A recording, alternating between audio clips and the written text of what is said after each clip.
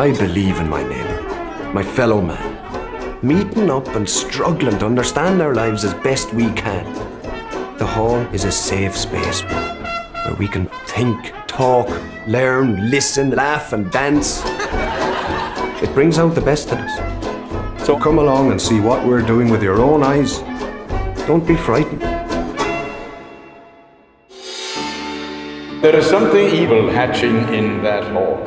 Broughton and his crew are atheists. So our community faces a choice. Christ or Jimmy Broughton's hall. He called us Antichrists. The church is nervous. We have to keep pushing. Make no mistake, it's a disaster for the community. It would be a tragedy if we turned him into a martyr. Stand aside! Yeah, man. By Christ, any man goes through that gate gets a bullet in the head. From one battle to the next, I feel so trapped. I want Carlton! He's under arrest! What for? No, you can't take my son! Part of me wants to scream. Part of me wants to ask, what is my crime?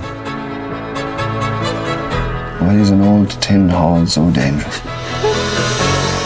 It's not just a building, it's what we are.